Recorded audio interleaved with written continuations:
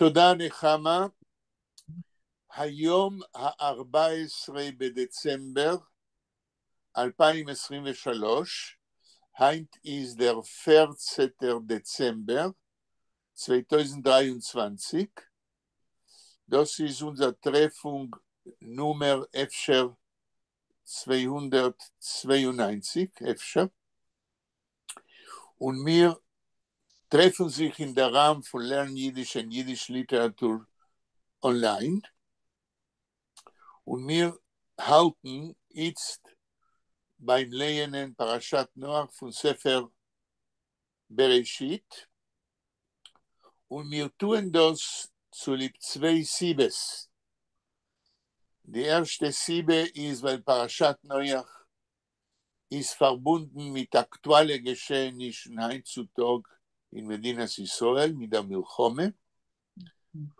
Und die zweite Sibe ist, weil ich meine, als wenn wir lernen die Übersetzung von Jehoash auf Yiddish, von hebräischen Text von Tanach, haben wir eine Möglichkeit, Efsharut, zu lernen, wie soll Yiddish, wie Sprach ist gebaut.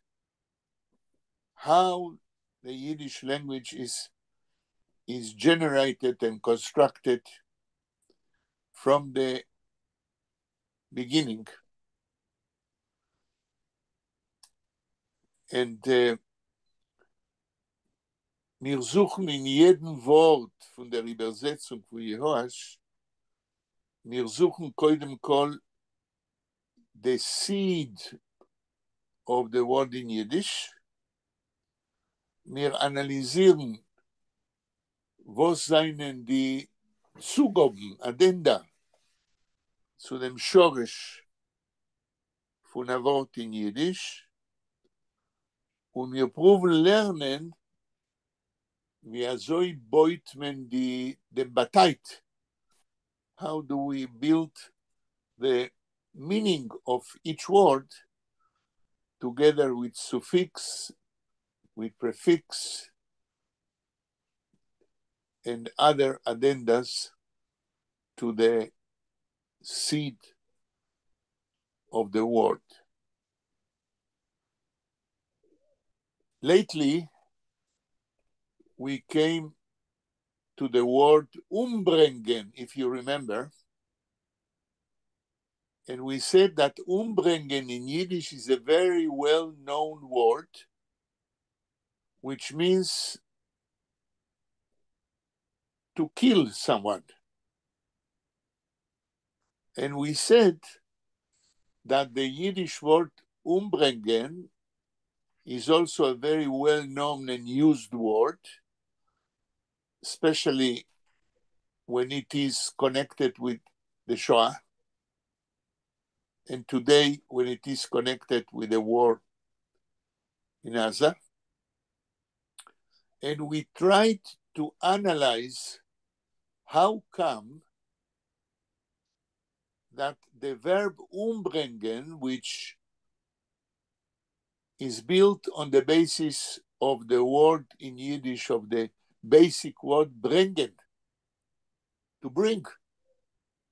When you add to the word bring the prefix, the negative prefix you get to kill. And we said that bringen, like in English, means to bring. To bring means to bring something which before was not existing. But when you add the prefix, the negative prefix which means not to bring, the word umbringen means to kill. How come? So I tried to understand it by myself, saying that if bringen means to add something which before was not, and if you add which means not to bring, to suppress, makes the word to kill, to annihilate, a word which umbringen was used many, many times in connection with the Shoah.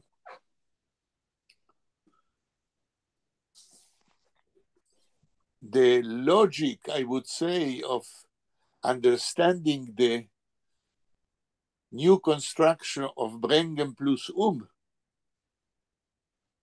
okay, is, in my opinion, a very interesting logic to convert bringen to bring, to umbringen to kill. Someone wants to say about that something, or to ask, or to comment? I have a question. Yes. In the motzi, the brucha, Okay. how do you say that in Yiddish? Hamotzi lechem. Hamotzi lechem min ha'oretz. Is there a Yiddish word for what is it? Lehamtzi, or to bring out? Okay. Okay, it depends. There is, but it depends. Connected with lehamtzi, to bring out of nothing something which exists. Mm-hmm. The meaning in Yiddish changes with different words if it is connected to different things. For instance, you said lehamtzi in Hebrew. Lehamtzi in Hebrew is to invent. Okay? Oh, okay. But in Yiddish, when you speak about a piece of bread which was sanctified by the broche, this piece of bread is called hamoitzi. Yeah. Based on the bracha, Baruch atah Adonai Eloheinu melech haolam, hamotzi lechem min haaretz, which means we bless God, which is the one who takes out from the land lechem, bread. So we are blessing God, who is the one who helps to bring lechem, bread, from the land, which helps us to grow lechem, the seed from which we make lechem. With the same root, leotzi, to take out. Yes? Yeah, that's what I should. Yes, you guess you can construct different words in Yiddish, depends on the context. I'll try to look. There is in the Talmud, yes, in the Talmud there is a saying which uses the root leotzi, and the saying says, and it is connected with another halachic thing, hamotzi mechavero alav hareaya. Translating it, hamotzi mechavero, the one who has a claim against another person, hamotzi, which has a claim, which takes out from a context a claim against someone, alav hamotzi mechavero alav hareaya. The person who has a claim against another, he is obliged to bring a proof why he has such a claim. So the root leotzi Mhm. has many, many meanings depending on the context. The reason I thought of it was because sometimes in English we Yes. translate Hamotzi Lechem min haaretz, who brings forth bread from the earth. So we use in English the word bring. And so I was thinking, well, that kind of could mean creates. And so the opposite of that would be destroy. I went a very long path that I made up completely in my head. Oh, very, very, very complicated and interesting, but I would Completely say, fantastical. okay, I would say, connected with what you say now, Yeah. that from the positive meaning you guess the negative meaning, Mhm. I would say that in what you say, there is a logical jump. The logical jump is disconnected Mhm. from a real saying. Mhm.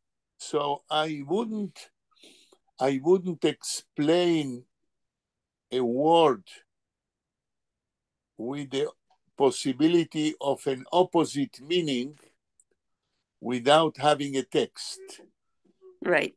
In my opinion, every meaning of words must be directed, must be connected directly with some quotation in Right. the sacred texts. Right. כן. Kann ich sagen etwas? כן, בבקשה. Wenn ich her das Wort umbringen, Yeah. Es ist öfter a Deutsch Wort. Nee. Das Is אפשר kommt von Deutsch, aber auf Jiddisch hat sein Bateit, it has its meaning, which is independent while constructing words in Yiddish from any German meaning. I said last time when we met that my grandfather, when he was angry about me, he called me, you remember what? Vera? Amy? Chama? לא זוכרת. אוקיי. הסבא שלי, כשהייתי קטן, והוא כעס עליי, על ההתנהגות שלי, אמרתי לכם שהסבא שלי לא הייתה דמות חינוכית. הוא היה יהודי מהמאה ה-19. He was a Jew who had very strict lines of conduct. And if I was not behaving, if I don't behave, he called me Mensch. Oh. Yes, not human. Mm. Unbelievable. So the in Yiddish means a negation of a positive trait. A mensch doesn't behave like I, as a child of 5 or 6 years, behaves. And why? Because Jewish education in the model of my grandfather was education of grown-ups, even you were 5 years old. There was no theory and no practice about education of children. And I mentioned last time a proof of that. If we speak about the history of Jewish education of children, we have an article about that by Mendele Moicher Sforim, the father of Yiddish and Hebrew modern literature. And he wrote in the middle of the 19th century an article about, in Jewish education, what does it mean to להכות, איך אומרים להכות באנגלית? To beat. To beat children in their ass when they are little childs in order to educate them. So from that article we learned that violence in Jewish education was a historical fact in the 19th century.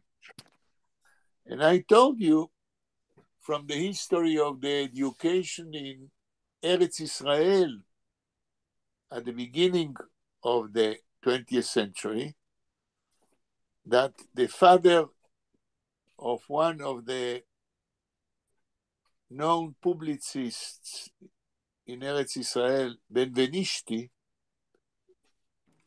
who was a teacher in Zichron Yaakov at the beginning of the century, he came to the class for the first time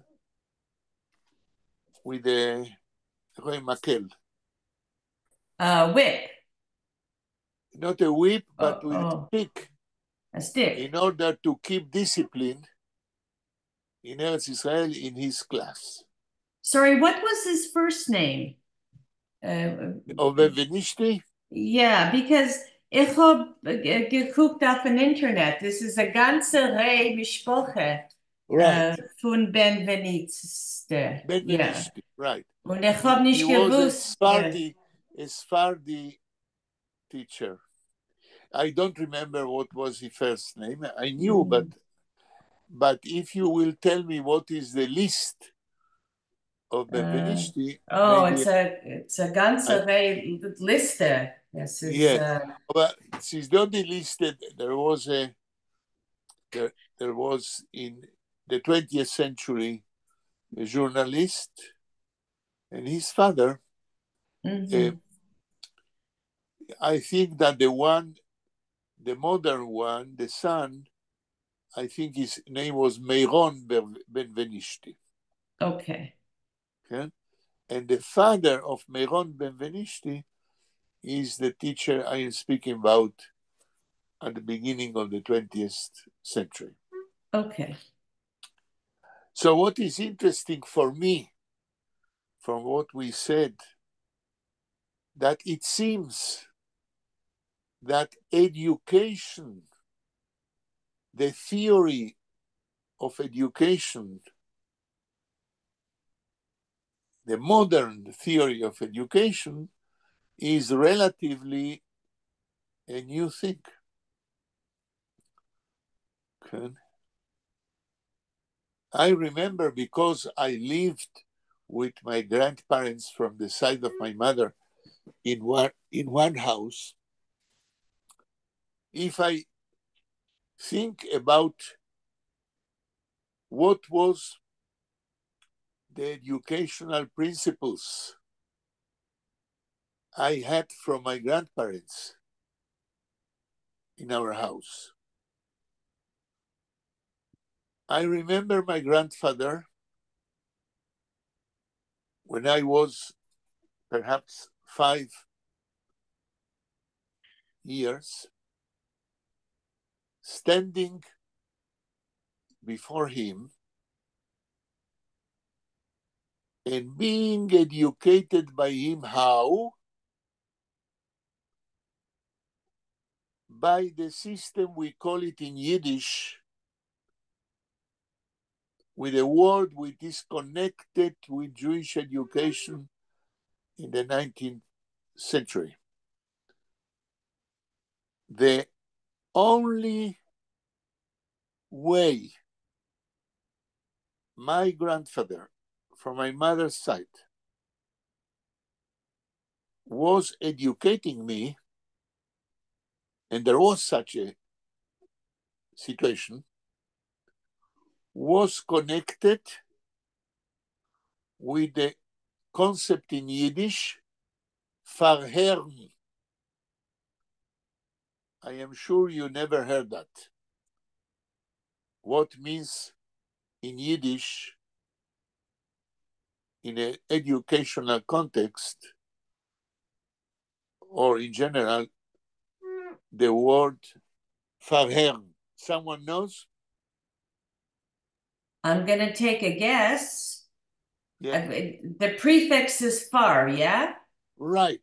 Okay. Does that mean like to hear something with all the senses? Like sort of completely with the senses? No, it's in that direction. It means the far here to make an audition. Someone who hears what the prospective students knows. So the educator tells the pupil to tell what he knows from the Jewish tradition, in this case, how he reads the Torah. And the educator, my grandfather, let's say, is hearing how I read the Torah and perhaps how I understand. And in my case, the way of educating me from the side of my grandfather, as it was really, I am a child of, let's say, 5 years, and my Zeide verhört mir. My grandfather makes me an audition, and he asks me to read in Sefer Bereshis for several purposes. First of all, to hear if I know how to read the Torah in Hebrew. Second purpose, if I see that I know correctly how to read. Second purpose, if I understand basically what is written. So verhören means to prove if I am on the right way to understand what the Torah says on the basis of a traditional exegesis known to my grandfather. There is no case that my grandfather would try to argue with me. What do I understand? How do I understand? And what's really written in the Torah at that moment? No, there is no Masau Matan. There is no deliberation with my grandfather, what I am reading and what I understand. There is a model of what we have to understand as a little child. There is no elaboration of my understanding. There is only a first imprint of the meaning of the words. As I told you once, Dov Sadan was teaching us how they were learning in the Cheder. Vayomer hot gesagt, Adonai gar nicht. God, nothing. Nothing because you don't say twice the name of God. Tzu El, Moshe, Moshe. So in the educational system of the Cheder and also of my grandfather, there is a very basic way of teaching Torah for a little child. This is not the level, even not the level of Talmud Torah when you are 10 years old. And of course, not the level of the yeshiva, when you are supposed freely to discuss the meaning, what is written. So if resume of what we said, as I understand it, in traditional Jewish education, you have at least 3 levels. The level of the Cheder, which is a kind of, I don't know if you can say it in English, inculcation. There is such a word, Amy? Yes. Okay. Inculcation of a kind of model how to understand for the first time what you read in Hebrew. The second stage, when you are a little bit more grown up, let's say until the age of 10, a little bit more, a way more sophisticated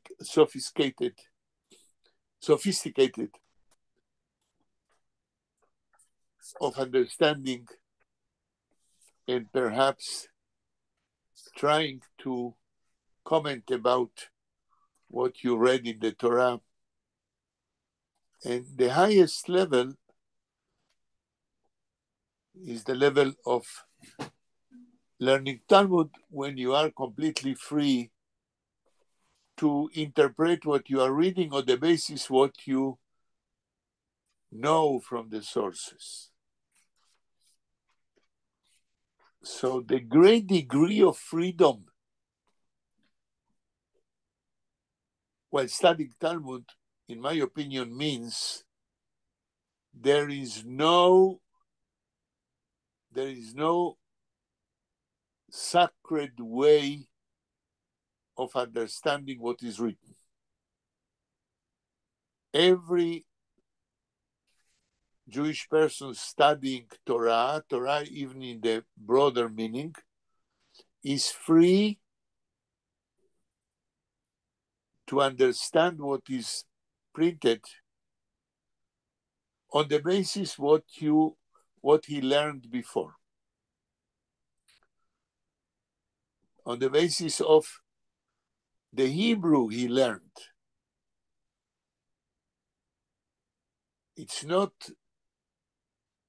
We are not dealing with a wild way of interpreting the Torah. But it is based on, I would say, on a knowledgeable way of understanding the Holy Scriptures, provided you know enough Hebrew to play, I would say, to play with the meanings of the words on that language.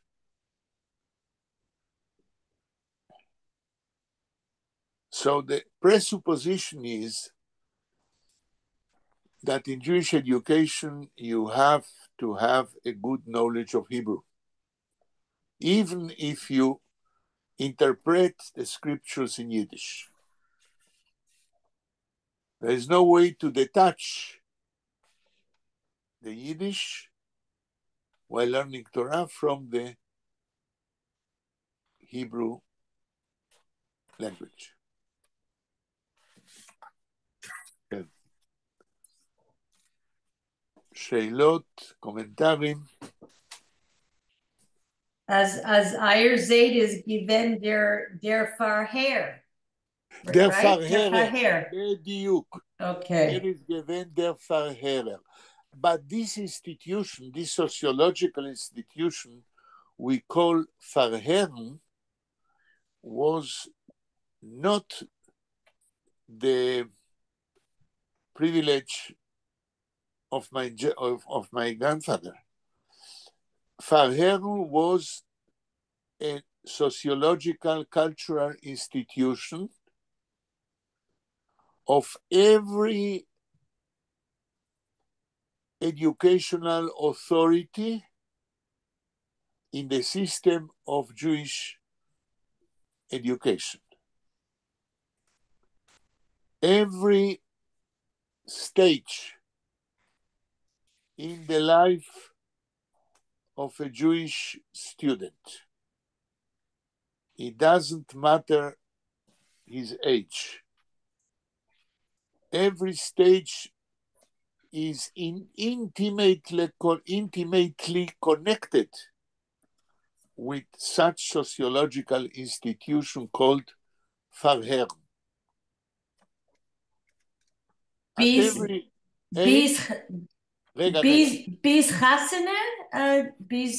Chassene oder Far Chassene? Euch noch Chassene. Oh, okay. Farher is, I would say, if I have to define it,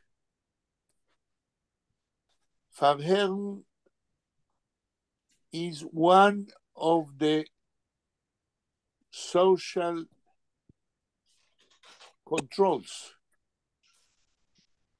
of human relations in the Jewish people. In the history of the Jewish people, of the relationship between people, even if you don't call it Farhern, since the Farhern system existed from your infancy, every Jew, in my opinion, in any stage of his life, if he is a father, if he is a teacher, if he is the father of your prospective wife, if he is any fellow Jew who comes with you in contact, in his blood existed the control system of the other.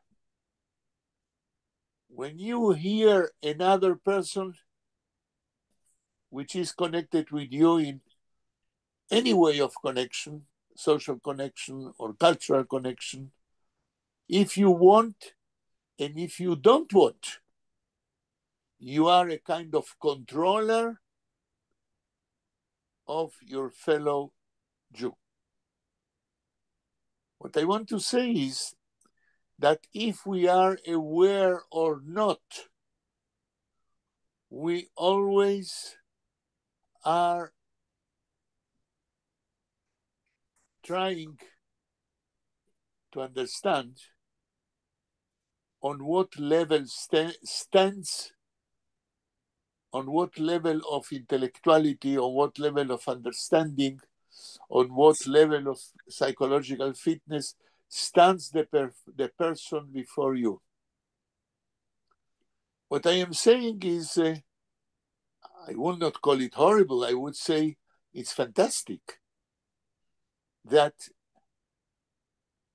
Jews with a traditional education have learned, even unconsciously, to be critical about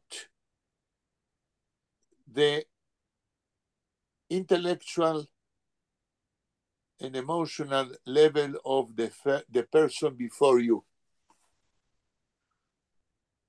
I never spoke about that, only now today, but what I am trying to elaborate is that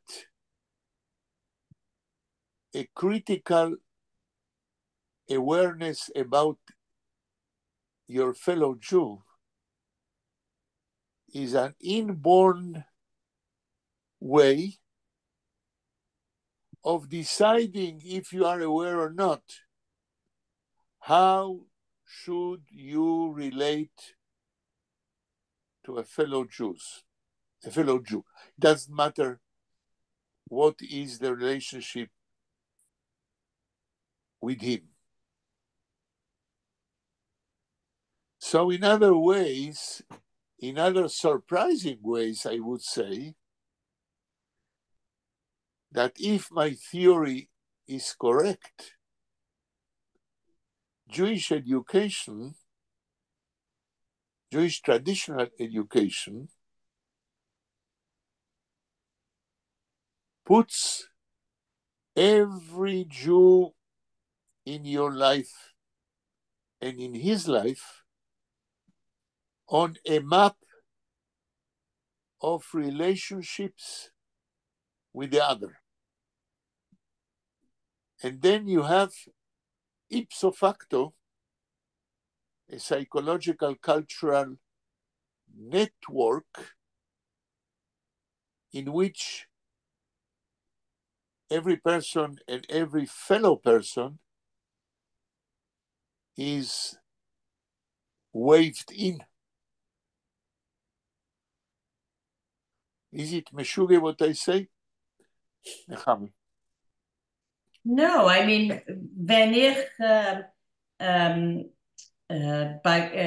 when I meet somebody, Yeah. you know, und ich trach, ich weiß, ich kenn ich kenn ihm, me anheben zu fragen, Frages, Wir heben on. wir heben an Frages, wo seid ihr geboren geworden? Like we do the map, right?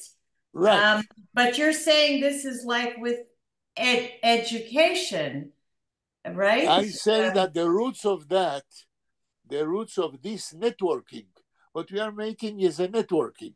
Today it's a very modern term. Yeah?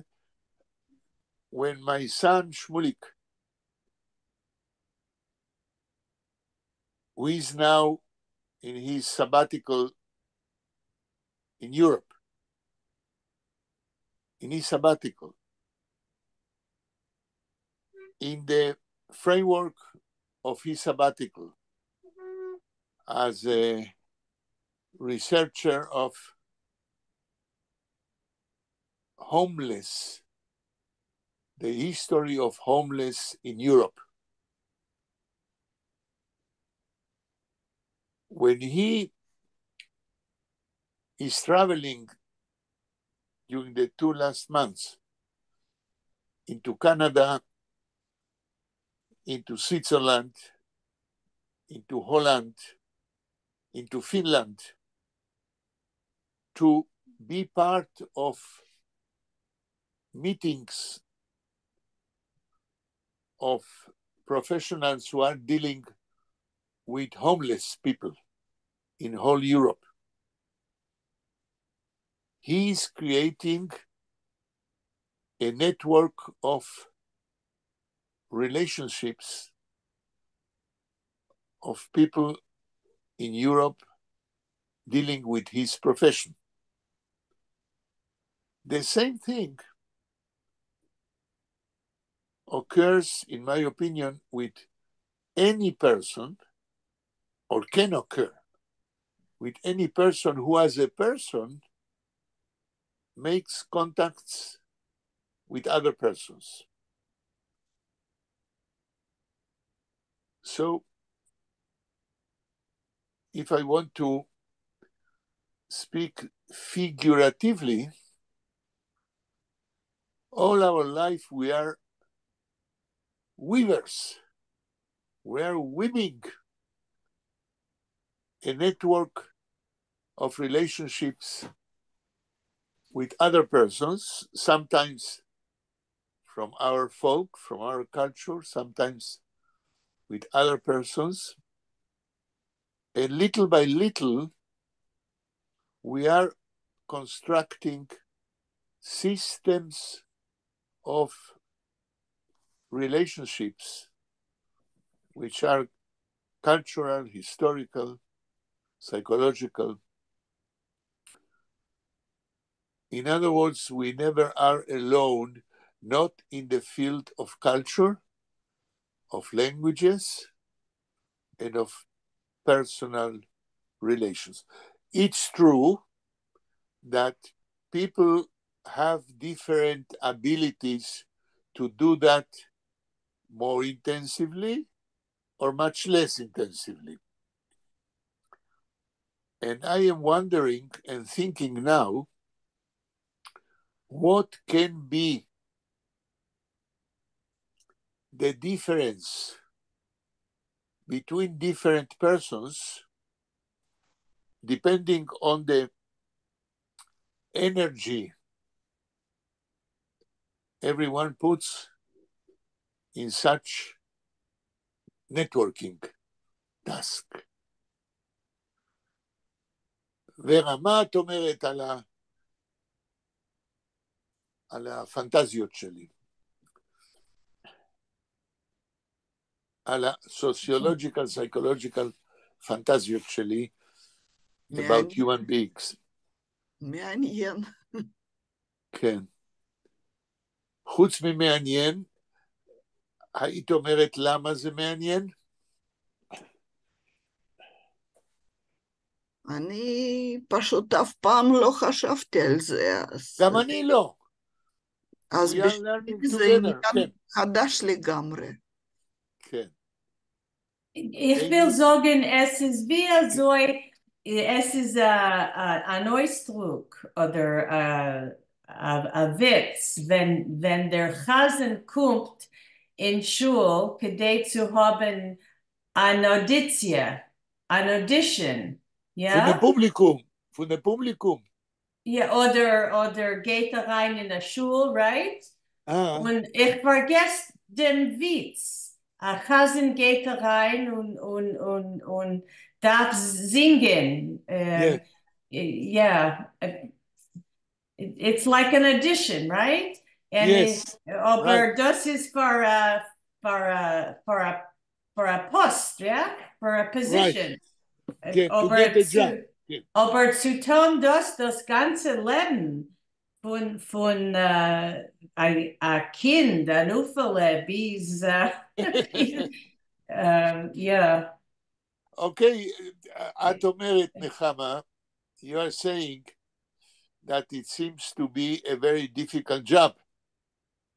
This is what you try to say? Yeah. To be always under surveillance. But it's true. In our community, whether from oder nicht from, like ich gehe Haus, ich nehme Haus, let's say die Mistkasten, ja? Und ich will nicht, als die Schreinim sollen mir sehen. Okay, ich will gehen nach Haus, Stillerheit, in a show oder a minute, wenn hey, yeah, und it's like, you know, die Augen und die Euren, you know, they, you know, I don't want to say they see everything, they know everything. I'm just saying that, yeah. Right, but the opposite is also true. That a person during his life can do two things. Either or. Oder herausbringen den Mistkasten seinem, als keiner soll nicht sehen. Oder herausbringen, als alle sollen sehen, was ist das Wichtigste in sein Leben. So when we speak about a kehile, when we speak about a community, which is a constructive concept, we are speaking about how do you take out the best and the most important in you for the benefit of every other persons. Oh, so it wasn't a good example. It had nothing to do with education. No, okay. Okay. No, it's a good example if we speak about the opposite. So I think it's like in Pesach. Ze die Fume gehen in Heus mit der Ze gehen Feder. was? רגע, לא הבנתי. Die Fume, oder, Okay. sie gehen in Heus und sie gucken in die alle Winkel mit der Feder. Die, how do you say? Not the matzah. Chometz, yeah. Okay. It's like the same thing mit wie soll mir führen sich in right. Yeah. Right. What you are saying now, the parallel you made with biur chametz in Pesach, we can look at it that in human life you have two possibilities. Either you are the Likud and you take out the trash bin in the public to say what is bad with others, or you can be, let's say, like a synagogue goer who tries to live with his community in the shul to be witness to the highest values of his culture. Okay? If you are a Dudi Amsalem from the Likud, you are eager to show the most nasty face of others. But if you are a really believing Jew who goes to the synagogue to pray before God, you are trying to be witness to what you believe. Okay. The question is, the Jewish society today in Israel is living like in a synagogue or in a political party. כן. אימי, יש לך מה להגיד על זה? Wow, it's a lot to think about. Right. Okay, ורה? מה את אומרת, ורה?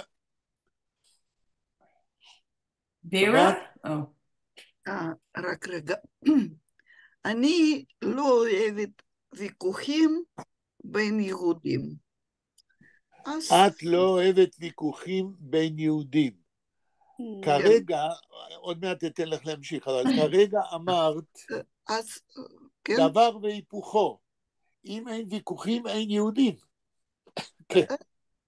טוב, אבל לא עד כדי כך שזה פעם בהיסטוריה של יהודים אנחנו יודעים לאן זה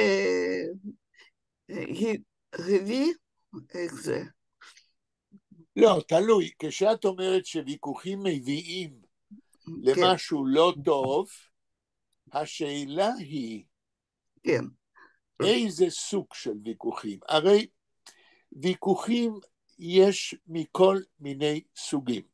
למשל, יש ויכוח in order to smash the other. לא על זה אנחנו מדברים. יש ויכוחים, איך אנחנו אומרים בעברית, לשמה. זאת אומרת, ויכוחים שהם לא נגד השני, אלא ויכוחים לעניין עצמו. What is the real and correct way to deal with the problem?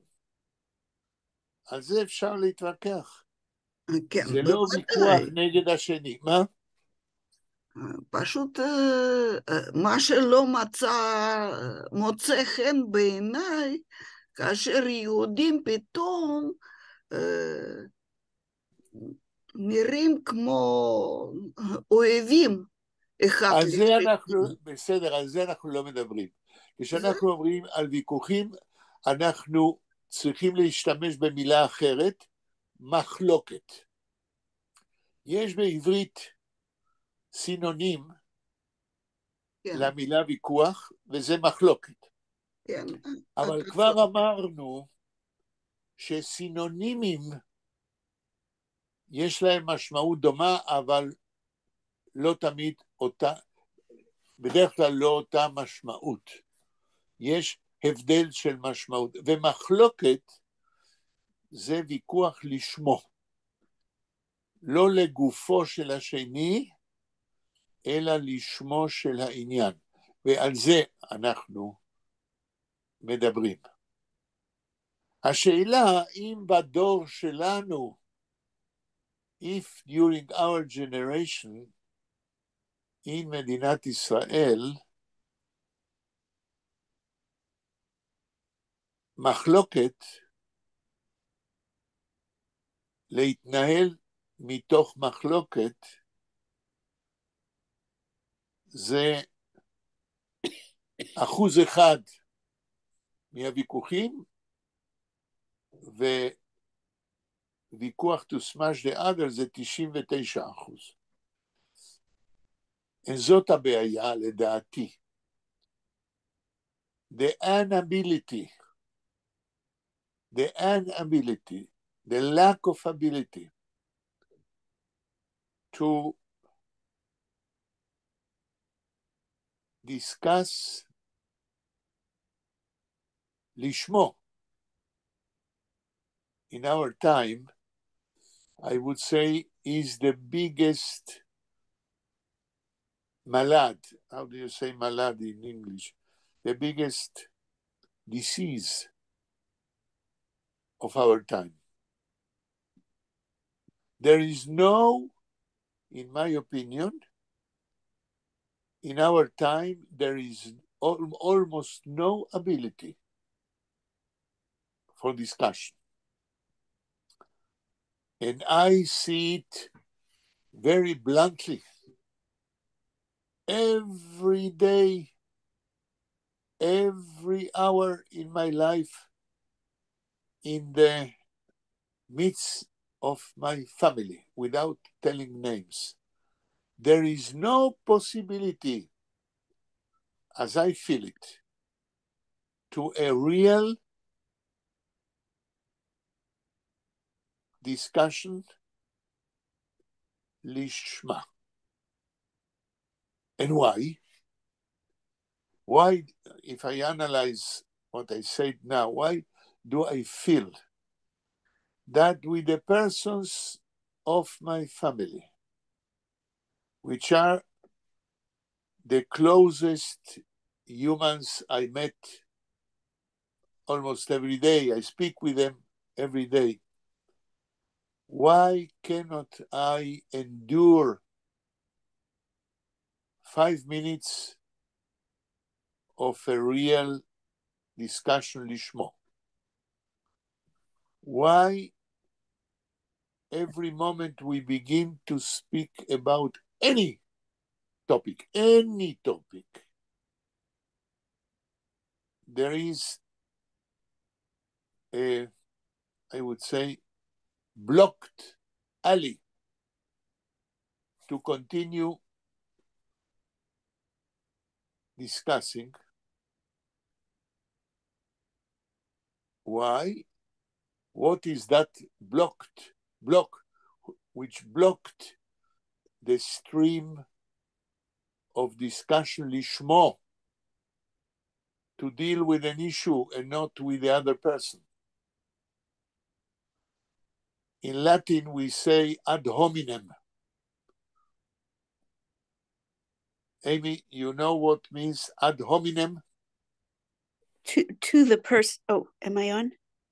Right. So to the person, to the man. Immediately goes against the other and not against the argument or the way of understanding an issue.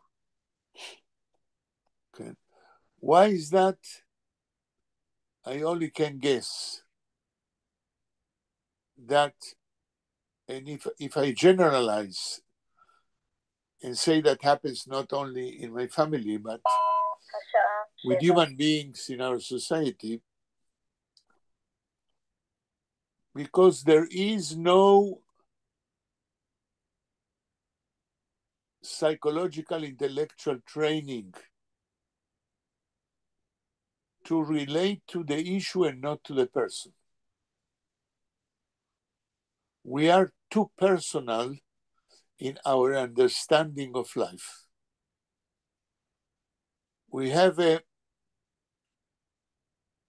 problem to understand something while taking ourselves out of the formula of the understanding. It is really, I guess, a very complicated move to speak about other things and taking yourself out of the way of understanding them. In some way, you have to neutralize your own being. You have to separate yourself and all you are from the mental, intellectual understanding of your mind. It's a very difficult task. And for that, to be able to do that, I guess that it's very important the way you were educated. If you were educated from your infancy to think and to argue about issues which are not connected personally with you, maybe you have a chance when you are an adult to make such switch, to detach yourself from yourself, to be the mind in his purity. And I would say that perhaps the yeshiva is one way, because it deals all the time with abstract issues which are not connected with the conditions of your own life. The question is, are other systems in human education which allow the students, the man, the person, to detach while studying himself from himself. Of course, that religious indoctrination in any culture, included the Jewish culture, is not the way. The question how to get the mental, psychological, and human dexterity to become an intellect detached from all your personal other features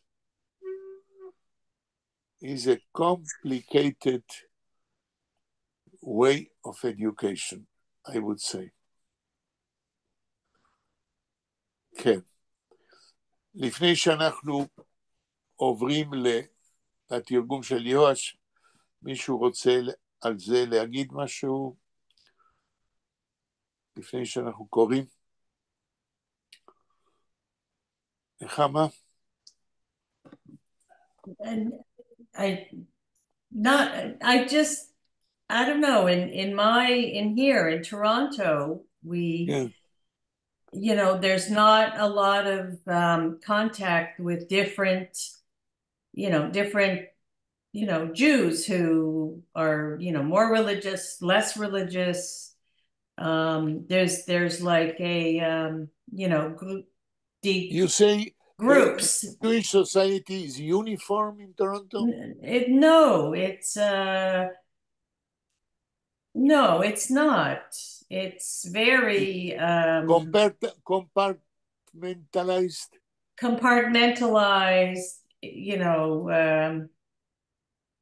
There's a mentality like, if somebody goes to a certain camp, and it's different mentalities. And it's in Toronto, you have a Jewish society which is segregated from one another.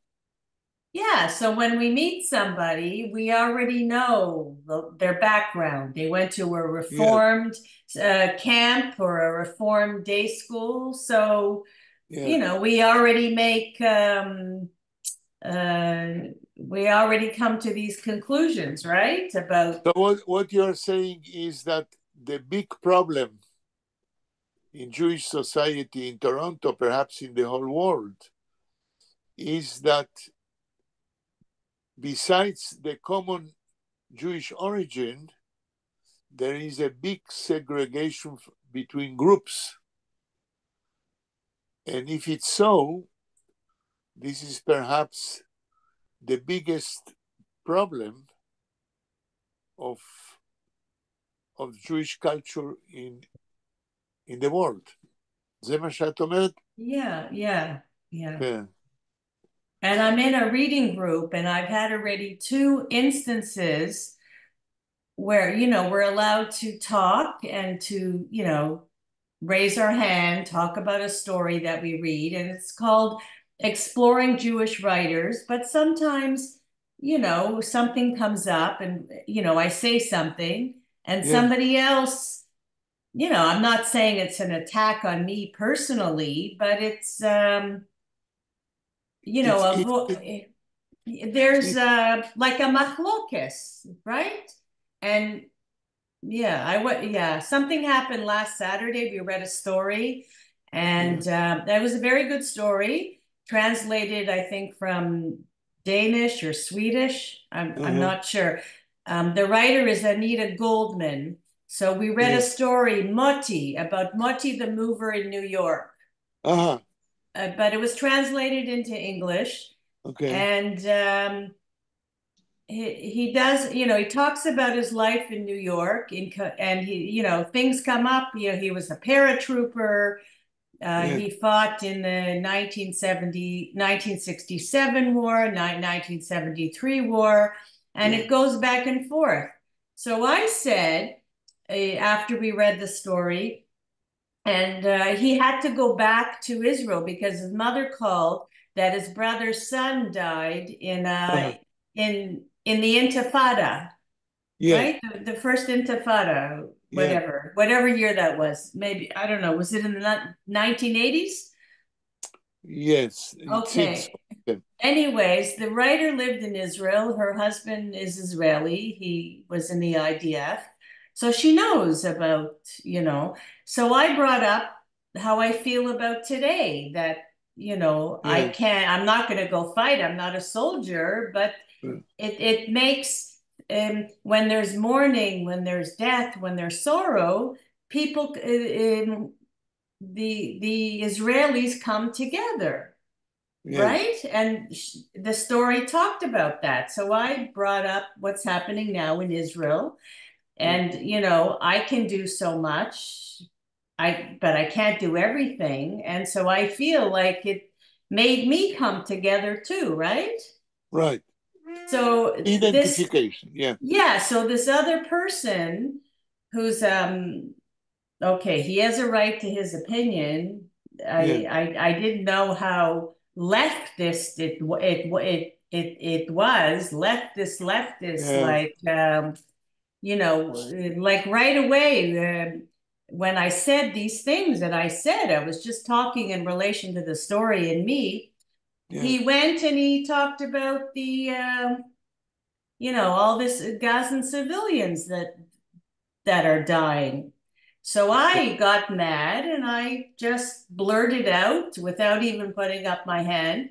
And what about the hostages and the massacre? And like it was already, so somebody, the host of the group, Mechayed with his hands, back and forth to shut me up and to shut this other person up. So, I mean, that's an example of machloke, yeah? No, that's an example of a discussion, not a machloket. Machloket, in Hebrew, we use it when it's connected with a halachic problem. Okay. Yeah? Okay, so what you said now is that in the group in which you take part, which is called interpreting literature, exploring Jewish writers. Yeah. Exploring Jewish writers, what you are doing is really exploring yourself and not so Jewish writers, because, as you said, the other person spoke about his ideology and not about a situation where the killing or kidnapping of one group of persons with some specific culture brings to the killing of other persons from another culture which were the aggressors. But in your group, you as I understood, you didn't deal with this abstract situation. But as you said, there is left, there is right. It's again people speaking about their own ideology and not about an abstract problem, what to do when there is a conflict of life and death between two cultures. What I'm trying to say is that if we were able to rise in more degrees the discussion to a machloket about the theoretical meaning of such situation, we are in another realm of deliberation. Well, not everybody can intellectualize it. That's exactly. I mean, some people are more emotional. Right. It's a free reign group. Somebody does an introduction, we read a story or a poem, and then we discuss it. Yeah. Okay. So exactly what we said before, that not everyone can be able to detach himself from himself and think about the more abstract situation. It's very hard to do. Right? That's true. And I will tell you why it's hard to do. Because either you have absolute values which don't pertain to that culture or another culture. If you have such values, it will be easier for you to deal with the problem. But since people are 99% bound to a culture like that or like that, and are not able to go beyond the premises of a specific culture, we are in a broch, as we say in Yiddish. To go beyond the culture you embrace is very difficult. So ich will sagen, als der Erziehung, mein Chinuch, ich kann nicht das ändern, yeah? Right. So education is, I guess it sticks with you. Maybe it can change. I don't know, but you know, I don't like I know you said it was a control, and I understand it's a control, and it is a control. Yeah. But there has to be at some point where you let go of the control and you become your own, right? I'm not talking about in the religious world, because the control is always controlled, right? Yeah. But you can try to think and feel what are the universal ways of feeling and thinking within your Jewish culture. There is no need, in my opinion, to go out or to relinquish your culture. And I guess that in Jewish culture, there is a place for universal values without relinquishing from your Jewishness. And this is the only way to do that, in my opinion, and I am not the only one. I guess Yud Lamed Peretz, in one of his articles at the end of the 19th century, spoke about that. How he put the question, how can different cultures in the world come to a harmony and become one general acceptable culture for all humanity? And his answer was, only when each culture will get to the edge of the universal values which exists in each culture. It seems a complicated thing. No, that sounds like a Bundist ideology. Not at all. Not at all. Because wir alle seien gleich. No. Because the Bundist negates Jewish original biblical culture, so it cannot be בונדיסטטוב. כן. טוב.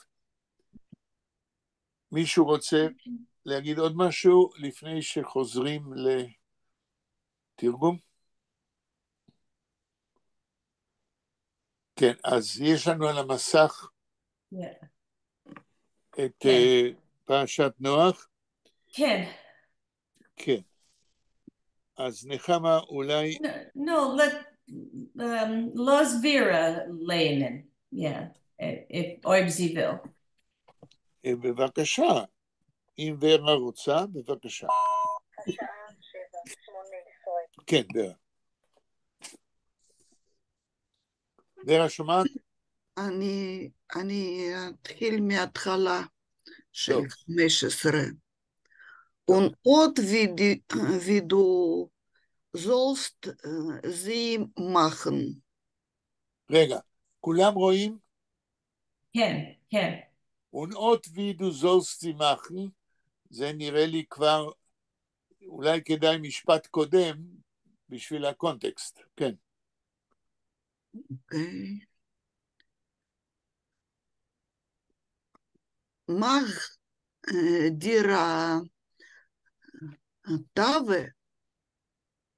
Mach dir Teva. Teve. Teve von Pinsenholz. Pinsenholz. כן. זה עץ כזה. כן? זה עץ שהוא אימפרמיאבילי למים, כנראה. כן. בעברית זה עץ גומה. כן? יש עכשיו, יש עצים כאלה עכשיו? אני מניח שכן. אפשר להסתכל במילון, מה זה גומה באנגלית. עצי גופר. גופר, סליחה, לא גומה, עצי גופר. אז מישהו שרוצה להסתכל במילון עברית-אנגלית. Auf English, das ist gopher wood. Gopher wood, וואו. איך הם מסבירים באנגלית? Ich weiß nicht, was ist gopher. במילון. אימי, במילון, מה כתוב? על gopher wood. Well, I looked it up before, and it seems that it's the only time that word was ever used, and they don't really know what it means. So they just transliterate to English. Okay.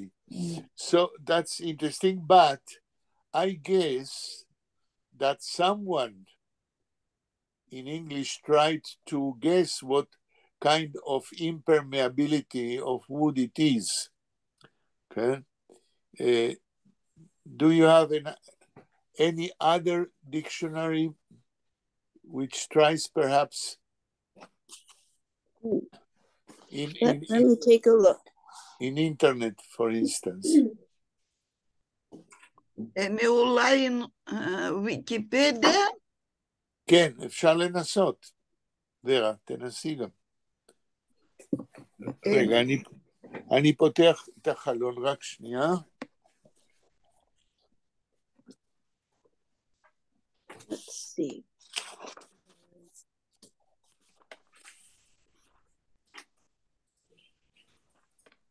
כן.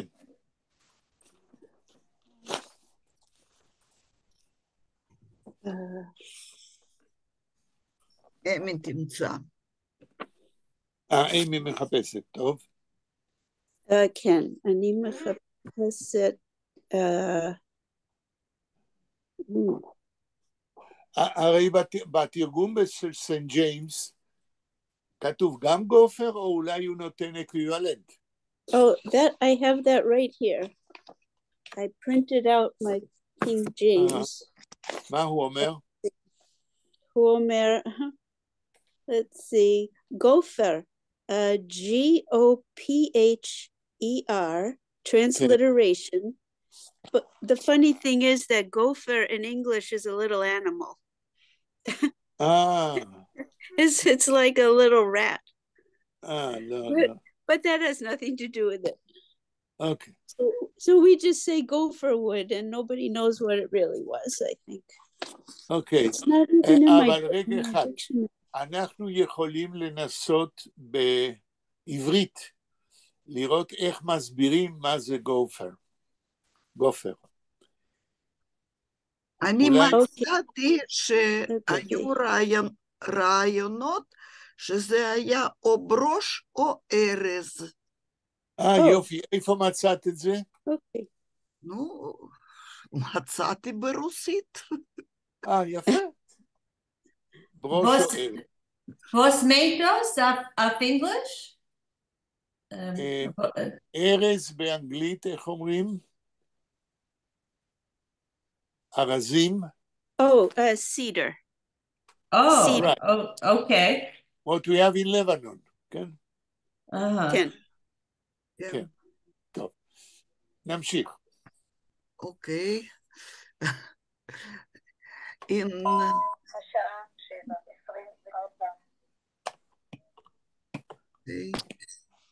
יש לנו עוד 6 דקות. כן, תקראי את המשפט הבא ו... In Kammern sollst machen die Teva. רגע, המילה הראשונה שקראת, מה הייתה? In Kammern. בתיבות כאלה. In Kammer sollst du machen die Teve? כן. כן, הלאה. היו צריכים להיות שם חדרים, גם מחולקים. נכון. זאת אומרת, לא אולם אחד גדול, אלא בתיבה שיהיו חלוקות. כן. כן. soll sie שמירן. auspechen. auspechen, כן. אז זה קראנו כבר. כן. von in wenig. Von in wenig und von... So, you should paint it from inside. From inside, we said tar. כך אמרנו באנגלית? אוקיי, הלאה. Und für uns... von uns wenig. Und von außen wenig mit... ומבחוץ. פח. כן. זאת אומרת, you should impermeabilize, אם אפשר להגיד ככה, כן? From inside and from outside with a layer against water. So it should be waterproof. המשפט הבא, ורה. not wie du sollst sie machen. כן. Und wie du sollst sie machen. כן. And now we have guidelines how to construct the whole תיבה. משפט הבא. 300 Ellen. כן. Die Length von der Teve. כן. 300 Ellen die Length von der Teve. כן. במקור בעברית, נדמה לי שכתוב 300 אמות. איך כתוב בעברית? רגע, מה זה היה? 15? 300 אמה. 300 אמה. אמה בעברית, if I am not mistaken, זה 60 סנטימטר. מה אומר המילון בעברית? אמה כמה זה סנטימטר? Let me look.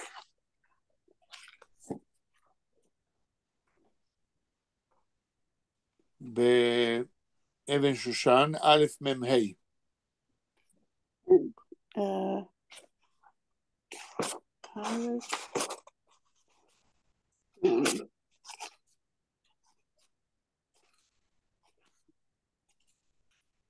מישהו מחפש? כן, אני מחפשת. כן. אוקיי.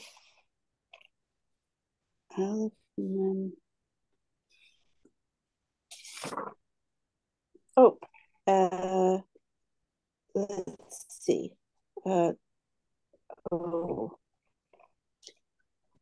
It doesn't tell me. I actually have alkali. Alkali. Yes, on alkali.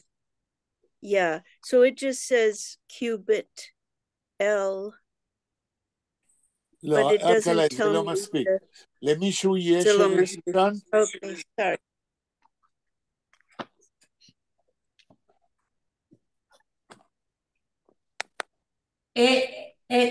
L in Weinreich's dictionary, E-L-L, other cubit.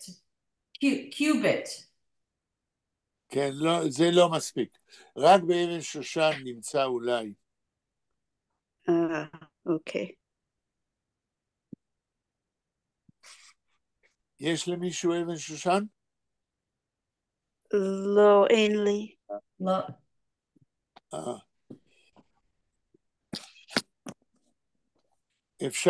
אפשר אולי באינטרנט לחפש את המילה אמה. א' מ' ה'. אני מצאתי שזה מ-38 עד 46 סנטימטר. אוקיי, אז יודעים בערך את הגודל, ונדמה לי שאמה, אם אני לא טועה, זה החלק הזה של היד. כן? לא, זה. Forearm. Like the length of your arm? Not of your arm, but of the כף היד. כן? אבל לא, זה יותר. יותר? נו, 38 סנטימטר זה קצת יותר. סנטימטר, בסדר. Yeah, forearm. Let me find that. תמשיכי, ורה. Oh, B's an Ellenbogen, right? Elbow. From the Until fingers. the elbow. Yeah. Okay. So if we multiply ב-300, כן. אנחנו מקבלים... ונדרייסטיק alleen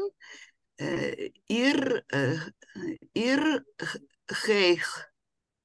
עיר הויך. ו-30 אמה הגובה. כתוב כף ספית. כתוב חייך. הויך הכוונה להויך, הגובה. כן? ו-30 אמה הגובה.